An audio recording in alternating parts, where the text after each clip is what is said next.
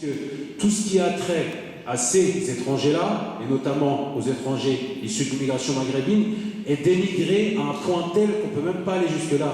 Un sandwich halal est dénigré directement par tout le monde, gauche, droite, qui que ce soit. Donc du coup, si on veut commencer à aller demander un référendum ici à Noisy-le-Sec sur un truc comme le droit de vote des étrangers, on va se heurter à un truc qui peut être encore plus dangereux.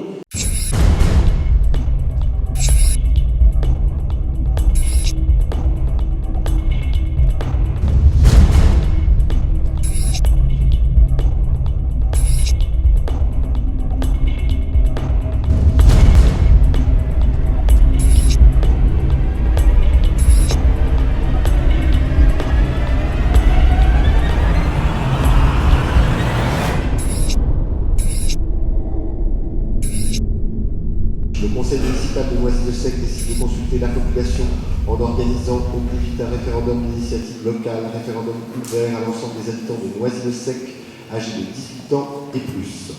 En réponse au vœu qui vient d'être lu par notre collègue Gilles Garnier, je souhaite vous apporter les éléments suivants.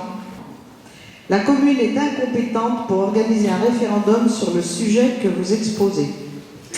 Vous le savez, c'est l'article 34 de la Constitution du 4 octobre 1958 qui précise que la loi fixe les règles concernant le régime électoral des assemblées locales.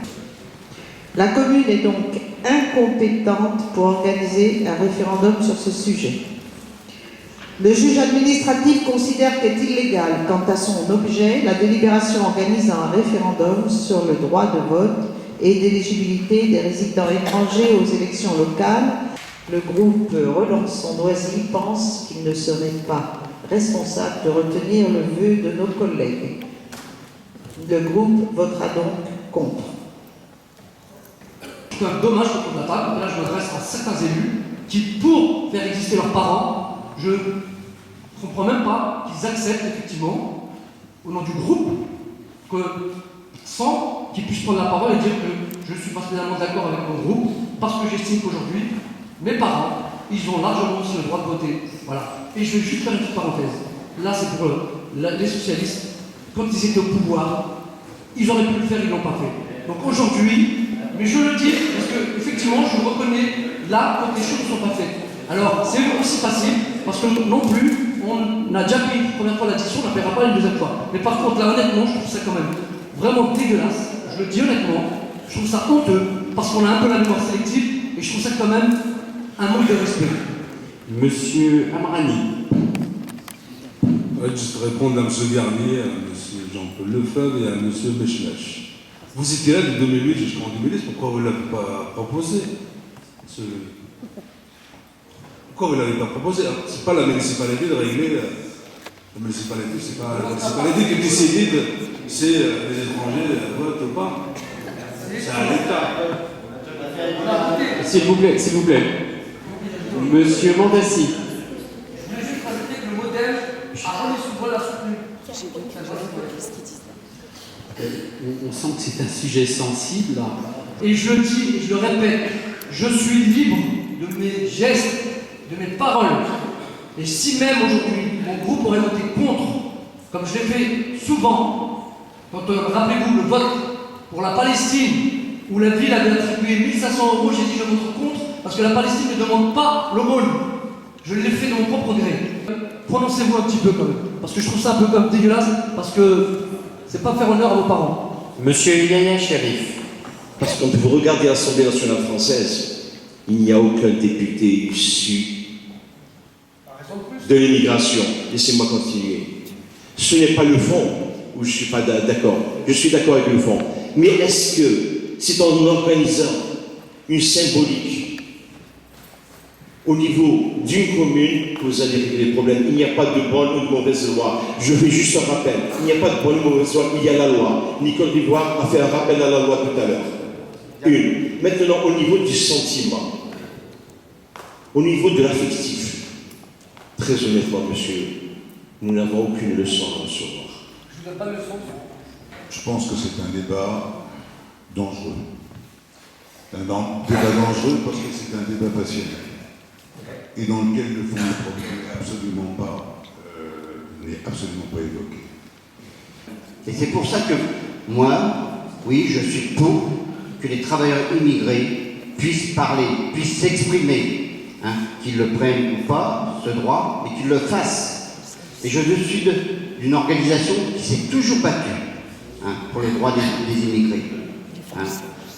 Et justement, on reprochait, d'ailleurs on n'a jamais été au gouvernement, et on a toujours dénoncé la politique que menait le Parti Socialiste, justement, parce que justement il parlait, mais il ne faisait pas. Et je me souviens très bien du vœu qu'on a voté il y a quelques temps, hein, et j'avais dit à Isabelle Guigou que j'espère que ça ne serait pas un vœu pieux, et que ça ne serait pas que quand on est dans l'opposition qu'on le fasse. Et maintenant, nous, ben, on maintient ce truc. Voilà. Mais le souci qui est là, c'est que je connais Mohamed par rapport à son activité, et je sais très bien qu'on le voit à sa véhémence, c'est porté par le cœur. Le fait de le dire ici, je ne vois pas le concept d'aller essayer de maintenant faire un référendum pour... C'est des choses, ce genre de discussions-là sont très intéressantes, mais je pense qu'on pourrait les organiser de manière moins officielle, parce que je ne vois pas en quoi on va changer ici à Noisy-le-Sec. J'ai envie de dire chiche, si vous êtes libre de faire suffisamment de faire, et bien chiche, libérez-vous et votez suffisamment pour voter. S'il vous plaît, monsieur Mazouz, et on passe au vote après. Alors moi, personnellement, je suis super chiche, il n'y a pas de problème, puisque de toute façon, je viens de l'affirmer, je suis pour le droit de vote des étrangers, en tout cas localement. Après, je n'ai pas étudié assez la question pour moi, aujourd'hui, dire je vais aller dehors et faire, moi, lancer un référendum. Maintenant, vous pouvez parler de droite ou de gauche, le mot apolitique n'est pas le bon. En tout cas, pour certaines personnes, pour moi, c'est plutôt apartiste, on va dire ça comme ça. À savoir que si vous voulez parler de la gauche et la droite ne fait pas la même chose, vous allez avoir à expliquer beaucoup trop de choses. Mais comme je vous dis, c'est pas un débat qui doit avoir lieu là-dessus. Mais vous êtes au PS. Le PS est quand même l'un des partis les plus supporters d'un État qui est complètement raciste. Donc, à partir de ce moment-là, si vous voulez rentrer dans des débats, on peut aller très loin. Un État comme l'État d'Israël, qui crée des choses très compliquées. Alors, parlons-en, si vous voulez. Mais ça, c'est quelque chose qui complique la situation. Oui, attends, mais là, je réponds à titre personnel. Et limite, ça ne me dérange pas que d'autres gens pensent pas ce que je pense, parce que c'est ça, justement, avoir cette liberté. Et si je me permets de le faire, ce n'est pas parce que vous m'avez, entre guillemets, provoqué quoi que ce soit, puisque je m'en fous, en réalité. La seule chose, c'est que faire un acte ineffectif et complètement politisé, à savoir demander maintenant le truc du droit de vote, comme je vous l'ai dit, j'accorde à Mohamed, que je connais son combat, etc., la sincérité, mais après, il faut essayer de voir la suite dans les idées. Si vous êtes dans vos partis, certaines personnes, en tout cas ici, ne peuvent pas demander ce genre de choses en supportant d'autres choses qui sont faites par leur parti. Donc à ce moment-là, la sincérité la meilleure, c'est celle d'être en dehors de ça. Et mieux vaut en discuter donc en dehors de ce conseil.